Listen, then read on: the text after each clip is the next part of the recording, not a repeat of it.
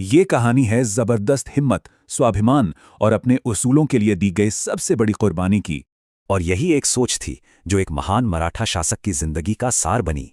ये हैं छत्रपति संभाजी महाराज, शिवाजी महाराज के सबसे बड़े बेटे।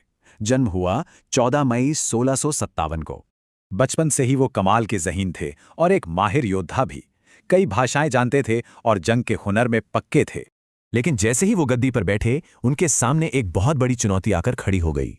1681 में गद्दी पर बैठने के ठीक बाद संभाजी महाराज का सामना मुगल सल्तनत की पूरी ताकत से हुआ।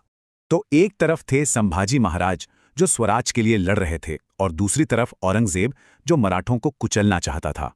फिर साल आया 1689। एक धोखे की वजह से मुगल सेना ने संभाजी महाराज को पकड़ लिया। औरंगजेब ने उनके सामने एक शर्त रखी, इस्लाम कबूल करो, अपना राजपाट सौंप दो तो जान बख्श दी जाएगी। लेकिन उन्होंने साफ इनकार कर दिया। अपनी जान से ऊपर उन्होंने अपने धर्म और लोगों की आजादी को रखा। उन पर बेहिसाब जुल्म हुए, लेकिन वो अपनी बात पर डटे रहे। उनका इरादा कोई नहीं तोड़ सका। और उनका ये बलिदान एक ऐसी मिसाल बनने वाला था जिसकी गूंज इतिहास में हमेशा सुनाई देती। और वो दिन था 11 मार्च 1989, जब छत्रपति संभाजी महाराज को वीर गति प्राप्त हुई। ये सिर्फ मौत नहीं थी, ये वीर गति थी। एक योद्धा की वो शहादत जो उसके बलिदान को अमर कर देती है।